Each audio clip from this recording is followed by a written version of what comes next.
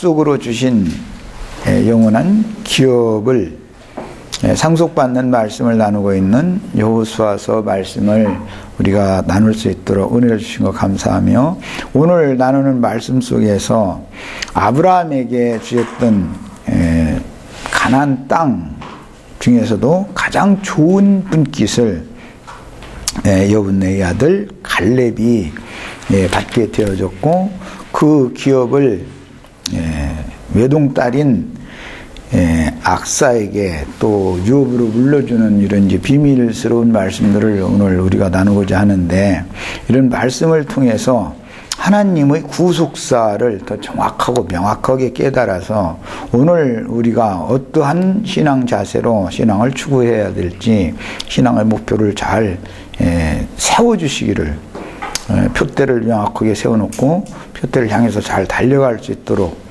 아브라함을 인도하신 것처럼, 이삭을 인도하신 것처럼, 야곱을 인도하신 것처럼 이끌어 주시길 주의 이름으로 기도합니다. 아멘, 아멘. 자, 오늘 이제 더 나갈 말씀은 여호수아서 마지막 단락 13절에서 15절 말씀을 읽고 이 말씀을 나누고, 두 번째 시간에는 이제 15장으로 나가도록 하겠습니다. 자, 성경은 여호수아서 14장 13절부터 15절 읽습니다. 어제 그저께 14장 두 번째 단락 말씀을 나누면서 갈렙이 원래는 그 북의 계통으로 하면은 유다 지파 사람이 아니고 그나스라고 하는 에돔 족속에 속한, 계보에 속한 그나스 족속 중 여분네의 자손이니까 갈렙의 아버지는 에돔 계보에 속하는 사람이었다. 그런데 어떻게 갈렙이 유다 지파의 군장이 될 수가 있었을까? 이런 것을 지난 시간에 말씀을 나눴어요. 오늘 처음 듣는 분들을 위해서 간략하게 요약하자면, 이것은 성경은 전권이다, 구속사에 대해서 기록을 하고 있는 내용이기 때문에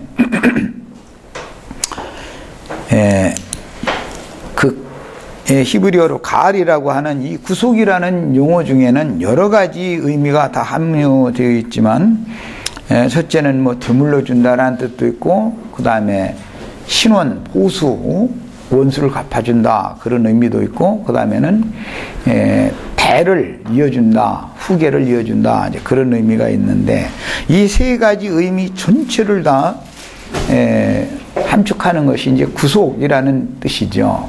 구속이라고 이렇게 번역을 하죠. 그런데 성경에서는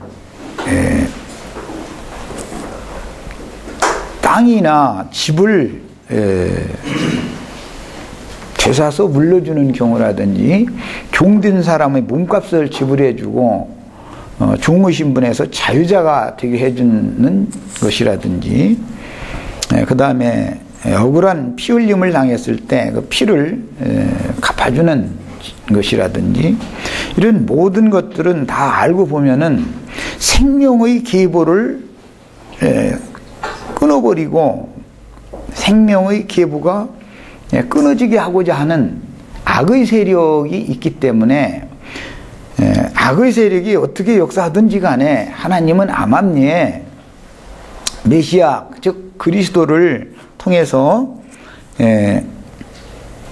신의 생명을 계속 이어가도록 하는 것이 구속사의 중점이다라는 것을 말하고자 하는 것입니다. 영원한 생명은 절대로 끊어져서는 안 된다는 것이죠. 그런데 마귀는 하나님의 생명에서 분리시켜서 끊어지게 만들고 자기에게 자꾸 갖다 접을 붙이려고 하는 것이 이제 마귀의 일이기 때문에, 암암리의 성경에 감춰진 내용을 보면 이 두 싸움을 지금 어마어마하게 지금 하고 있는 겁니다. 인류 역사에 사람들이 눈으로는 이 어마어마한 그 영적 전쟁이 눈에 안 보이지만, 이제 성경을 통해서 믿음의 말씀, 구원의 말씀으로 심령이 거듭나가지고 성경을 통해서 구속사를 깨닫고 나면은 이 육신의 눈으로 보이지 않지만 엄청난 우주 공간 가운데, 우주 가운데에는 이 엄청난 두 세력의 전쟁이 계속되고 있다라는 것을 볼 수가 있는 거죠. 근데 성경을 볼 때는 이런 관점으로, 이런 눈으로 봐야 된다. 그러니까 성경이라는 건 모두 구속사에 초점이 맞춰져 있다. 이겁니다. 그런데 그나스 사람, 이제 그나스족이라고 하는 것은 에돔의 후계니까 그나스 사람 여분네가 갈렙의 아버지죠. 그런데 그의 아들이 유다 지파가 될 수 있는 유일한 한 방법이 뭐냐? 구속을 위해서 하나님이 생명의 계보를 있게 하는 율법을 오경에 정해놓은 비밀한 말씀이 실현되는 방법밖에 없는 건데, 그러면 유다 지파 사람 중에 누군가가 아들을 두지 못하고 딸만 두었을 때 그 대가 끊어질 수밖에 없는 위경에 처해져 있는 유다 사람의 딸을 아내로 취해서 아들을 낳아가지고 그 아들을 유다 지파 사람의 대를 잇게 만드는 하나님의 율법 말씀이 실현되면 에돔 족속 계열에 속한, 즉 육에 속한 사람이라 할지라도 영적 계보로 바꿔질 수가 있다. 이것이 구속사다, 이런 말이에요. 이것을 이제 어제 그저께 말씀을 드렸어요. 그러니까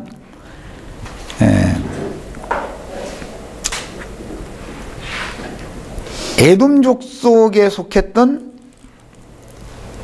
여분네라고 하는 사람이 하나님의 배려를 통해서 외동딸밖에 두지 못한 유다 지파의 누구의 그 딸을 아내로 취한 것이 하나님의 안배였다. 그래서 율법대로 그나스 족속이었던 여분네가 유다 지파 여자를 취해서 아들을 낳으면 당연히 율법대로 그 아들은 여분네의 아내의 친정아버지의 계보를, 생명의 대를 이어야 되는 거다. 그 다음부터 낳은 자라야 여분네의 아들인 것이지 첫 장자는 유다 지파 사람의 것이 되는 것이다. 이게 율법이다, 이 말이에요. 율법을, 말씀을 응하게 하는 거예요. 그래서 장자, 후사, 상속법이라고 하는 이런 율법을 통해서 부계로 하자면은 갈렙의 아버지는 그나스 사람이었지만 모계로 하자면 유다 사람이단 말이야. 두 사이에서 갈렙이 태어났는데 갈렙은 자기 부계를 따르지 않고 모계를 따르게 된다. 하나님의 말씀에 따라서 이런 예가 먼 후일 신약에서 예수님의 족보를 기록할 때 보면 육신적인 예수님의 아버지는 요셉이었습니다. 그 아버지는 야곱이지요. 예수님의 육신적인 아버지는 요셉이잖아요. 그 요셉의 아버지는 야곱이잖아요. 그럼에도 성경에서는 여자가 낳은 아들이라는 것이 이게 비밀, 창세기 3장 15절부터 나오는 말씀인데, 처녀가 잉태하여 아들을 낳는다라는 이제 선지자의 예언을 실현하기 위해서 여자를 통해서 아들을 낳아서 하나님의 족보에 입적을 시켜야 되기 때문에 성경 전권의 말씀을 응하게 하려고 요셉의 이상은 야곱이오라고 하지 않고 요셉의 이상은 헬리오라고 기록하죠. 족보에는 마리아라고 하는 여자가 예수 그리스도를 낳았다고 되어 있지 요셉이 예수 그리스도를 낳았다고 되어 있지 않죠. 성경에는 이렇게 실현이 된다 이게요. 이런 모든 비밀들의 이야기가 그나스 족속의 여분네의 아들 갈렙에서 구약 성경에 이미 암시, 예표적으로 이게 기록이 되어진 역사적인 사실이 있었다. 이 사실이 실제 이제 예수 그리스도를 통해서 실현되는 거예요. 그러니까 예수라는 분은 육신적인 부계를 있는 분이 아니죠. 예수의 아버지는 하나님이라고 그러지 예수의 아버지가 요셉이라고는 기록하지 않잖아요. 그래서 누가복음의 기록은 하나님까지 올라가죠. 그 이상은 아담이요 아담 그 이상은 하나님이다. 하나님까지 올라가죠. 누가복음은. 마태복음은 예수님의 육적 계보이기 때문에 아브라함과 다윗의 자손 최고 높은 대가 아브라함이죠. 하나님까지 가지 않죠. 이렇게 말하는 것은 성경이 말하고자 하는 어떤 의도가 다 있는 거다. 이런 것을 우리는 읽어낼 수가 있으셔야 되는 거예요. 여호수아서 오늘 14장 말씀 13절부터 읽었는데, 여호수아가 여분네의 아들 갈렙을 위하여 축복하고 헤브론을 그에게 기업으로 주었다. 그리고 14절에는 헤브론이 그니스 사람 여분네의 아들이라 이렇게 기록이 되어 있어요. 이 그니스 사람이라는 말은 창세기 36장 엊그제 읽은 바와 같이 에돔의 후예지요. 에돔의 후예가 그니스지요. 그나스라고 되어 있어요. 그나스. 민수기 32장 34장 12절인가? 그런데 보면은 그나스 사람이라고 되어 있죠. 15장 17절에도 보면은 15장 그나스라고 되어 있죠. 그니스라고 되어 있지 않고 그나스라고 되어 있어요. 이 그나스 혹은 그니스라고 발음하는 이 족속은 에돔 족속이다 이거예요. 에돔이라는 것은 야곱의 형 이름이죠. 육적 계보에 있던 사람인데 어떻게 육적 계보에 있는 사람의 후손이 영적 계보로 하나님의 계보로 바꿔질 수가 있는가?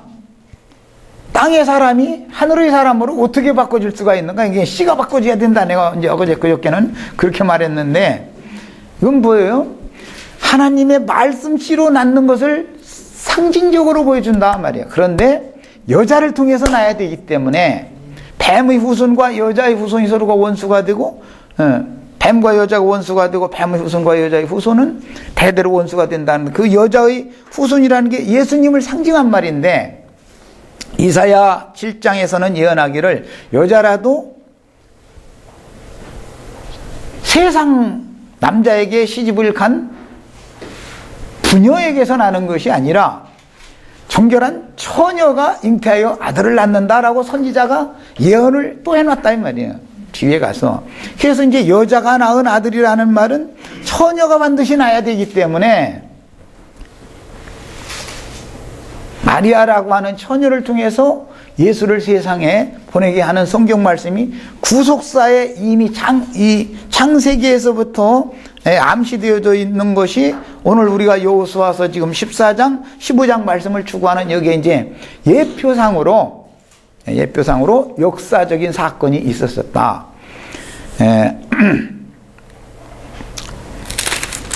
어제 그저께 말씀을 나눌 때 중요한 이야기를 했던 게 뭐냐 하면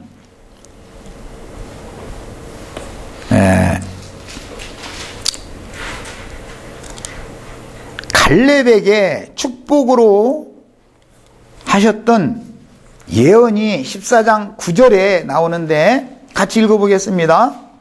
그날에 모세가 맹세하여 이르되 네가 내 하나님 여호와께 충성하였은즉 네 발로 거기 줄쳐놓습니다. 이제 네 발로 밟는 땅은 영원히 너와 네 자손의 기업이 되리라 하였나이다. 이 말은 어디에 최초에 나온 거라고요? 하나님 여호와께서 아브라함에게 가나안 땅을 기업으로 주실 것을 맹세로 약속을 하실 때 이 말씀을 하셨는데, 아브라함이 가나안 땅에 들어가 가지고 족장이 되어져 가지고 세력이 강성해지니까 롯과 같이 세력이 강성해질 때까지는 서로 힘을 합쳐서 한 부족을 일으켰지만, 그 아브라함이 거하고 있던 네게부 땅이, 네게부 지역이라고 하는 그 유다 팔레스타인 땅의 저 남방 사막지대, 그곳에서 더 이상은 함께 동거를 할 수가 없게 되니까 아브라함이 롯을 불러가지고 제안을 했죠.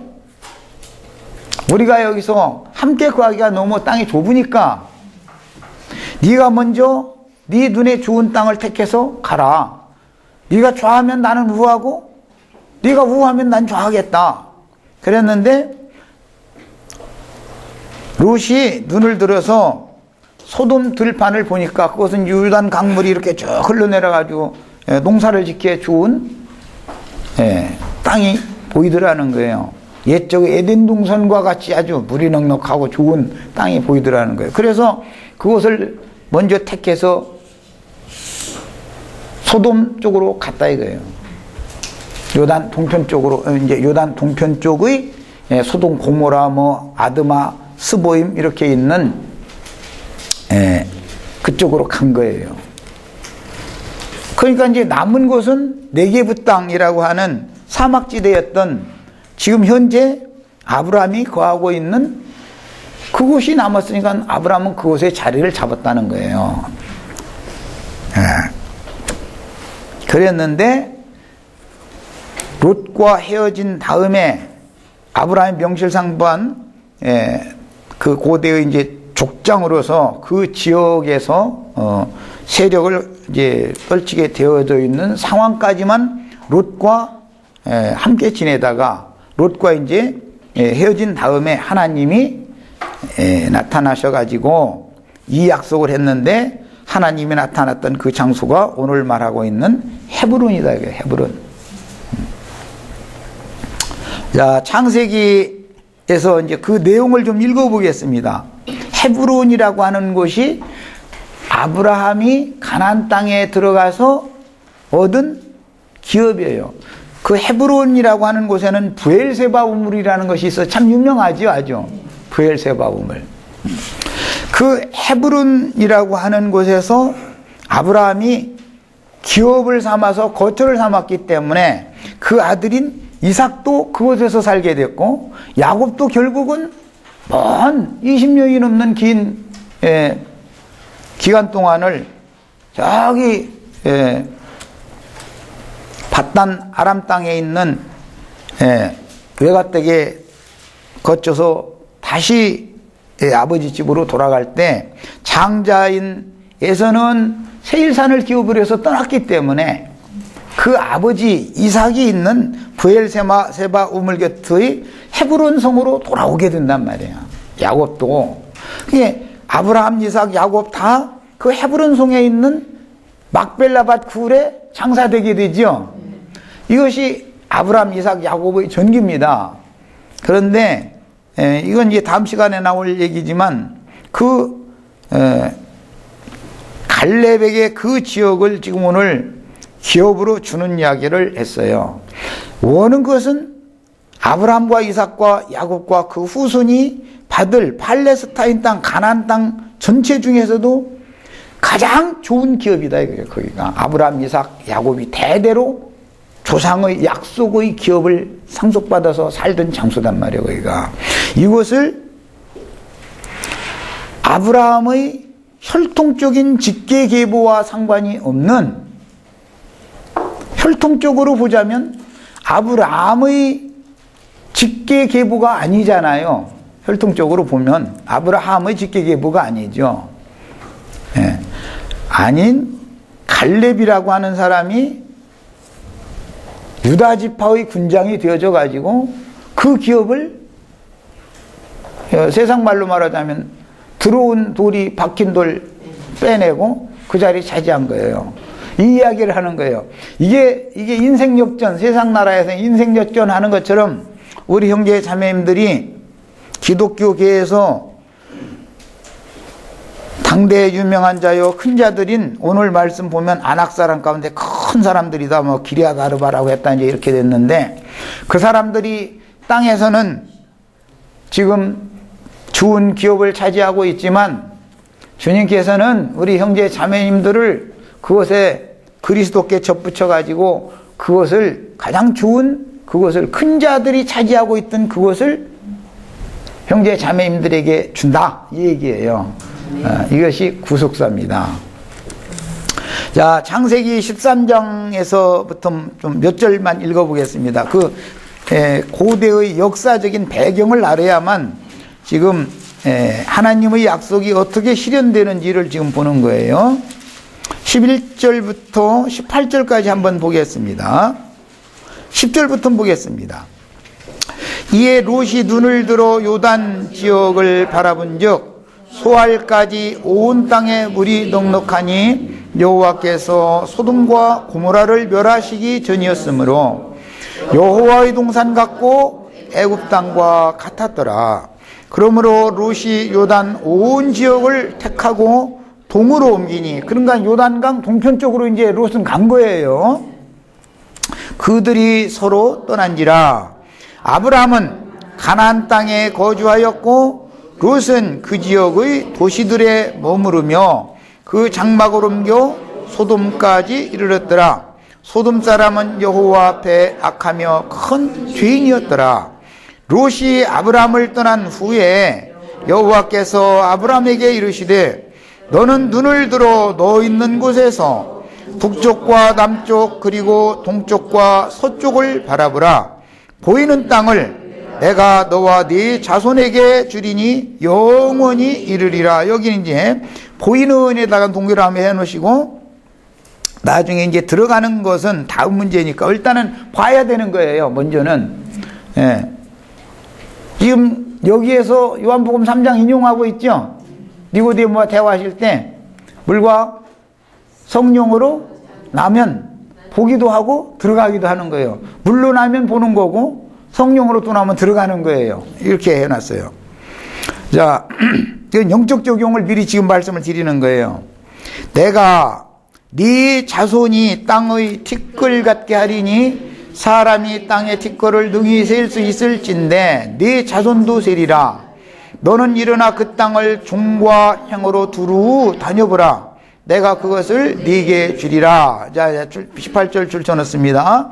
이에 아브라함이 장막을 옮겨 헤브론에 있는 마므레 상수리 숲에 이르러 거주하며 거기서 여호와를 위하여 제단을 쌓았더라. 그래서요, 창세기 13장 마지막 절에 아브라함이 헤브론으로 이주하게 된 배경을 지금 기록을 했는데 롯과 헤어진 다음에 롯은 요단 동편으로 갔고 아브라함은 그 사막지대에 그냥 남아있는데 거기서 너 눈을 들어서 동서남북 사방을 바라봐라. 먼저 보고 나서 그 다음에 네 발로 종과 행으로 다 행해서 밟는 땅은 다 네 땅이 된다 이랬단 말이야. 야, 그러니까 유다의 팔레스타인 땅의 저 남부에 있는 흔히 이제 신약에서 침례자 요한이 최초의 세례 그 침례를 베풀 때 광야, 유다 광야에서 외치는 자의 소리로 사역을 했죠. 그곳이 바로 지금 아브라함이 지금 자리 잡은 헤브론이라고 하는 성이 있는 지역이다 이 말이에요. 거기 유대 광야라고 그래요. 거기를 네게부 지역이라고 그러죠. 그 다음에 이번에는 14장 13절부터 보겠습니다. 13절 한번 읽어봅니다. 도망한 자가 와서 히브리 사람 아브라함에게 알리니 아브라함이 지금 어디에 살고 있어요? 헤브론에 살고 있어요. 헤브론에. 롯은 요단 동편으로 가더니 사로잡혀 가버렸죠. 지금 현재 아브라함은 헤브론 성읍이 중심인 네게부 땅 그곳에 거주하며 거기서 여호와를 위하여 제단을 쌓고 거기서 살고 있는 중이잖아요. 롯은 요단 동편으로 갔어요. 요단강 동편으로 갔는데 소돔 왕이 그둘라오멜 군에게 전쟁에서 패전을 하므로 소돔성에 들어갔던 롯의 부녀와 인민과 재물까지 싹 탈취해가지고 저 멀리 갔단 말이에요 지금. 그런데 아브라함에게 와서 거기서 이제 사로잡혀간 자들 중에 도망한 자가 히브리 사람 아브라함에게 알리니 그때 아브라함이 아모리 족속 마므레의 상수리스 풀 근처에 거주하였더라. 13장 18절 똑같은 얘기죠. 자, 그런데 그 마므레는 에스골의 형제여 또 아넬의 형제라. 이들은 아브람과 동맹한 사람들이더라 그랬어요. 자, 그러니까 아브람이 거주하고 있는 그곳은 원래 아브람이 그게 자기 고향이 아니죠. 아브람의 원래 고향은 신할 땅 바벨에서 태어나가지고 아버지와 함께 저기 아람 땅의 하란으로 갔다가 하란에서 다시 지금 가나안 땅에 와가지고 여기까지 지금 오게 된 거예요. 예.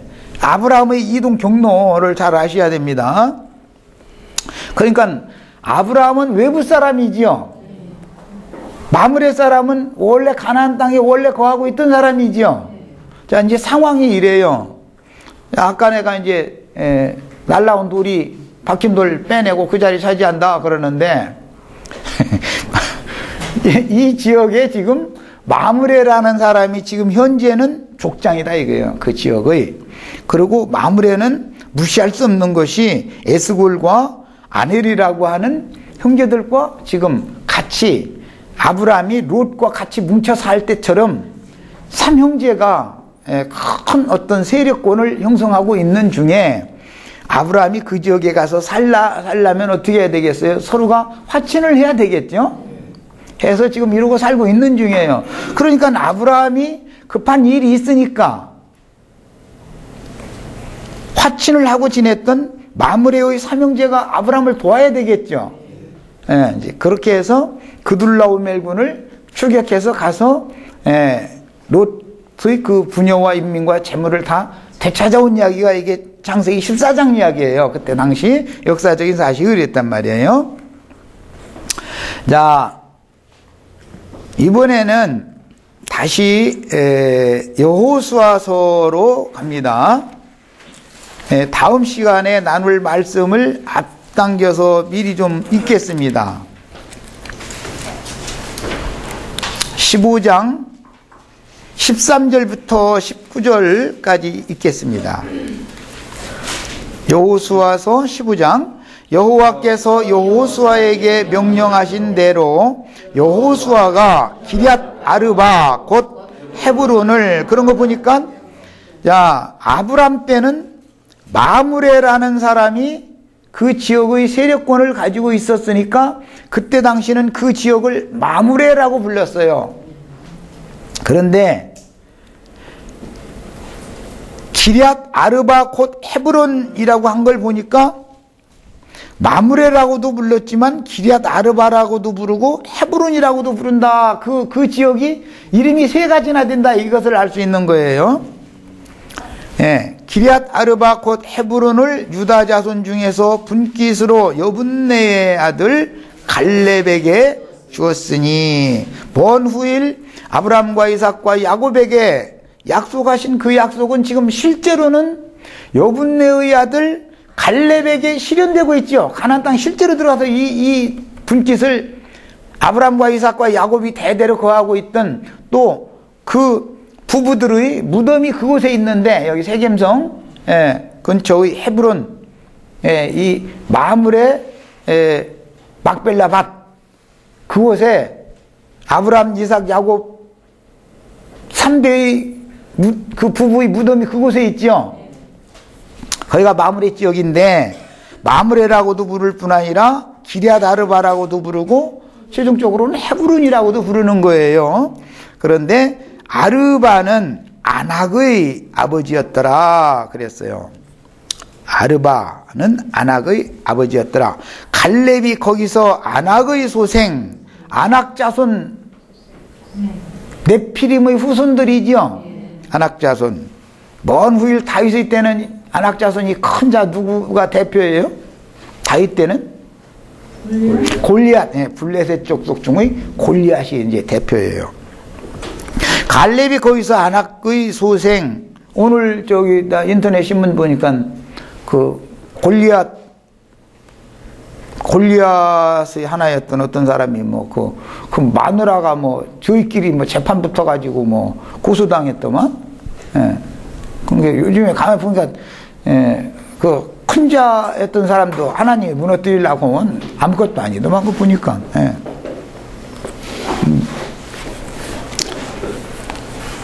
예배당 재산이니 문영권이니 이런 것 가지고 그냥 알력이 생겨가지고 하다 보니까 그런 거 보면 다 하나님의 역사가 참 기가 막히게 이루어져 말씀대로. 갈렙이 거기서 아낙의 소생 그새의 아들 곧 세세와 아히만과 달메를 쫓아내었고, 갈렙이 이제 여기에서 아낙의 소생 막 강건하고 그 강대한 자들을 쫓아낸 거예요. 거기서 올라가서 드빌 주민을 쳤는데 그랬어요. 드빌이라는 것은 어제 그저께 어제 때 말했구나. 드빌이라고 하는 이 지명 이름은 지성소라는 뜻이에요. 지성소. 드빌. 거기서 올라가서 드빌 주민을 쳤는데 드빌의 본 이름이 기럇세벨이다 그랬어요. 기럇세벨. 기럇 아르바, 기럇세벨, 이 두 성읍을 잘 이렇게 기억을 해 두세요. 자, 지성소 자리를 차지하는 사람이 누구냐? 이제 이 얘기로 연결하고 있는 걸 알 수 있죠? 성경이 지금 말하고자 하는 어떤 의도가 다 있는 거예요. 성경이라는 거는. 기럇세벨이라 갈렙이 말하기를 기럇세벨을 쳐서, 기럇세벨은 드빌이에요. 지성소라는 뜻을 갖고 있어요. 쳐서 그것을 점령하는 자에게는 내가 내 딸 악사를 아내로 주리라. 갈렙이 아들이 있어가지고 기업을 그 아들에게 상속해줬다는 말은 없죠.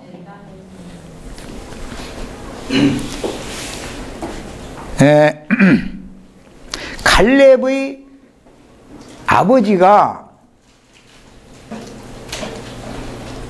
여분네인데 갈렙의 어머니는 유다 여자였잖아요. 유다 여자의 친정아버지가 아들이 있었었다면 갈렙이 유다 지파의 군장이 될 수 없죠. 그런데 갈렙도 딸 하나 딱 두고 아들을 못 낳게 만든 거예요, 하나님이. 그런데 갈렙이 얻은 기업을 그 딸 악사가 상속을 또 받은 이야기를 지금 우리가 읽은 거예요. 16절. 사실은 딸이 기업을 받았죠. 그 딸이 시집을 가서 장자를 낳으면 누구의 대를 이어야 돼, 이제? 갈렙의 대를 잇는 거죠. 네. 그런데, 자, 17절 또 읽습니다. 갈렙의 아우, 그나스의 아들인, 자,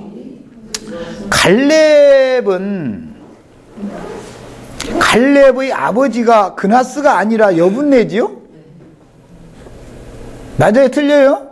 갈렙의 아버지는 그나스 사람 여분네지요? 그런데 갈렙의 아우 그나스의 아들이라고 그랬으니까 그나스는 갈렙과는 사촌 동생지간이고 당연히 그렇죠.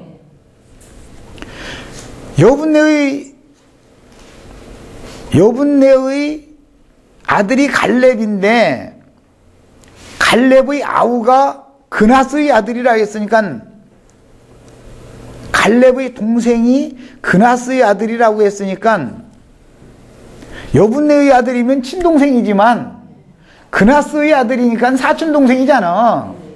예. 그러니까 이 그나스는 여분네의 형제간이 되겠죠. 갈렙 아버지의 형제간이 그나스잖아. 예. 이 촌수 받는 것이 지금 내가 하는 말 맞죠? 그게 갈렙과 그나스의 아들 사이는 이제 사촌이지요. 그래서 갈렙의 아우 그나스의 아들 온니엘은 갈렙과는 부계로 볼 때는 사촌간이다 이 말이야. 그래서 갈렙의 아우 그 다음에 그나스의 아들 이렇게 말을 했는데, 갈렙의 아우가 그나스라는 뜻은 친아우 같으면 여분네의 아들이야지 그나스의 아들이면 안 되잖아요. 예. 지금 촌수 잘 계산해 놔두세요. 그런데 그 그나스의 아들이 온니엘이라는 사람이다 이거예요. 이게 온니엘은 그나스 족속 계보의 사람이지 유다 계보에 속한 사람이 아니죠. 온니엘은, 이 온니엘이 유다 지파가 되어진 갈렙의 아들을 낳는 방법은, 갈렙의 후계를 낳는 방법은 갈렙의 딸을 취해서 장자 첫 아들을 낳으면은 온니엘의 것이 아니고 누구 것이 되는 거예요? 갈렙의 것이 되는 거예요. 자, 이것이 지금 반복되고 있어요. 예, 이게 구속사라는 거예요. 성경에서는 이런 비밀이, 성경에서는 이게 제일 중요한 비밀이에요. 이게 이런 비밀의 기록이 없으면 우리 같은 사람들이 하나님의 아들로 입적될 방법이 없죠. 우리 같은 죄인이 하나님의 아들로 입적될 수 있는 방법은 이 구속사의 방법 외에는 없는 것이단 말이야. 예. 그래서 온니엘이 그것은 뭐예요? 드빌, 기랴세벨, 예? 그것을 점령했다 그랬는데, 그것이라는 것은 드빌의 본 이름은 기랴세벨이라, 그것을 갈렙이 말하기를 기랴세벨을 쳐서 그걸 점령하는 자에게는 내 딸 악사를 아내로 주겠다 했는데, 그것을 온니엘이 점령했다 그랬으니까 드빌을 점령했다 이 말이죠. 온니엘이 점령했어요. 그러니까 갈렙이 자기 딸 악사를 그에게 아내로 주었더라. 자, 온니엘과 갈렙의 딸인 악사는 유다 지파지요 지금. 네. 갈렙이 유다 지파 사람이잖아요 지금. 아버지는 그나스 사람이었지만 갈렙은 지금 유다 지파에 속한 사람이잖아요. 갈렙은 그나스 사람이, 부계로는 그나스 사람이 낫지만 성경에서는 그 부계는 무시해버린다 이거예요. 아버지 쪽은, 예수님의 아버지 쪽 무시하지요. 그리고 헬리가 낳은 딸 쪽을 계보로 삼아서 올라가서 하나님까지 올라간단 말이에요. 계보가 이렇게. 지금 내가 말하고자 하는 의도가 이해를 하시면서 들으셔야 돼. 그러니까 온니엘이 유다 여자인 악사와 혼인을 해가지고 아들을 낳으면 악사의 친정아버지의 아들이 되는 것이지 그나스의 손자가 되는 게 아니죠. 온니엘의 아들이 되는 게 아니에요. 그 부계는, 육적 부계는 무시해버린다 이게 성경에서는. 예. 이게 구속사다 이 말이야. 그래서 이제 모계로 옮겨진 거예요. 그렇게 되면 실제로는 온니엘과 악사를 통해서 낳은 아들이 갈렙의 기업을 상속받게 되는 얘기다 이 말이야. 기업을.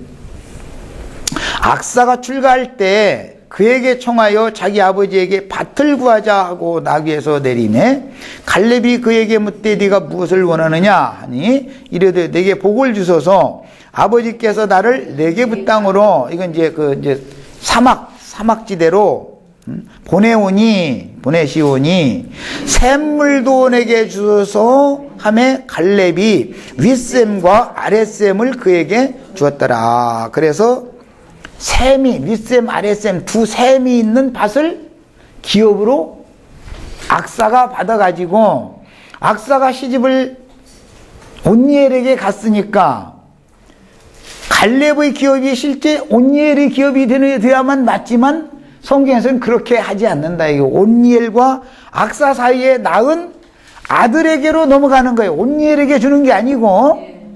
무슨 말인지 아셨죠? 자, 이것을 계대 상속법이다 그래요. 후사 상속법이다 그래요. 자, 이제 윤곽을 말씀을 드렸기 때문에 이 내용을 이제 소상하게 말씀을 상고하겠습니다. 지금까지 내가 지금 오늘 이 집회에 와서 지금까지 이 큰 윤곽을 말씀드린 이 내용을 모르면 그 사람은 거룩한 성 예루살렘에 들어가는 권세가 없는 사람이야. 아브라함과 그 후사들을 위하여 예비한 한 성에 들어간다라는 것이 이 헤브론 성에 들어간다라는 이제 구약에는 예표다 이 말이에요.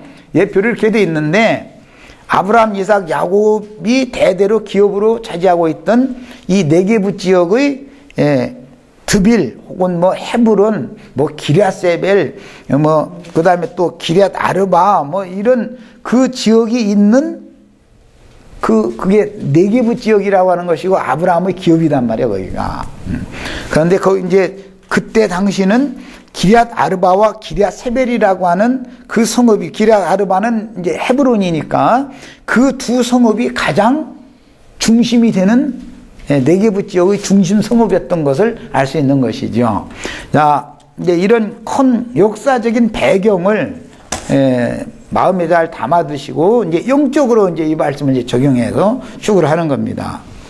언제든지 성경 말씀에는 역사적인 그다음에 지리, 풍토, 언어, 그들의 문화 이런 이제 기독교계가 흔히 말하는 신학적인 배경을 정확하게 딱 깔아놓고 나서 영적 적용을 할 줄 알아야 되는 것이지 무턱대고 영적 한다 이거 하면 붕 떠가지고 아무것도 안 되면 큰일 나는 거지요. 영영 오는 사람도 나중에 이렇게 나는 이제 그런 사람 보면 바늘로 푹 찔르면 고풍선 푹 터져버려가지고 바람 다 빠지면 아무것도 안 나는다고. 그러고 이제 역사적으로 지리적으로 이런 것만 또 강조를 하는 조직신학만 강조해도 안 되는 거고 그것을 영적 적용을 할 줄 알아야 되는 문제니까 양면이 우리는 잘게 하나님의 말씀을 안팎으로 기록된 거기 때문에 양면을 잘 확실하게 추구를 하고 알고 계셔야 되겠어요. 자, 헤브론 지역의 산지 사람들은 장대한 사람들이었음에도 여호와의 언약을 굳게 믿는 신앙심과 충성심으로 뭉쳐진 갈렙의 신앙과 충성심은 유다 지파에게 준 유다의 기업이 굉장히 넓습니다. 나중에 이제 시므온에게 유다 지파에게 준 기업에서 떼어주지요. 시므온은 기업도 없어요. 그럼에도 유다 지파에게서 빌붙어서 사는 거죠. 이제 시므온의 기업을 이렇게 저쪽 지중해변 쪽에 있는 팔레스타인 남부의 유다 기업 중에서도 저 지중해변 쪽에 있는 해변 쪽에 있는 기업을 이렇게 띄워주게 되죠. 그건 이제 다음에 가서 말씀을 더 나눌 겁니다. 그런 내용은. 자, 그래서 유다의 기업 중에서도 가장 강력한 대적이 거주하고 있던 네피림의 후손 아낙 자손이 거주하고 있던 그곳이 아브라함이 기업으로 취했던 마므레와 삼형제와 동맹을 맺고 있던 그 지역을 마므레와 삼형제는 망해버리고 하나님은 아브라함과 이삭과 야곱에게 그 지역을 줘버렸다 이 말이에요. 그랬는데 먼 후대 역사상에 가서 이제 그 후로 야곱의 말년에 가서 애굽으로 사로잡혀 갔다가 이스라엘 백성들이 출애굽을 해서 광야를 거쳐서 가나안 땅에 들어가서 약속의 기업을 상속을 받는데 유다 지파의 기업을 아브라함, 이삭, 야곱이 거하고 있던 그 지역을 중심으로 기업을 상속을 받고 나서 그 중에 세상 말로만 노린자위라고 그러죠. 노린자위 이 땅 그 지역은 갈렙이 받았다 이 말이에요. 갈렙은 원래는 혈통적으로는 아브라함의 적통계부가 아니었다 그 말이에요. 자, 이제 모든 배경 다 이해가 되셨죠? 시간이 됐으면 자 그럼 일단 이 배경을 일단 아셔야 다음 시간부터 나가는 말씀을 이해할 수 있습니다. 자, 잠깐 쉬었다 가겠습니다.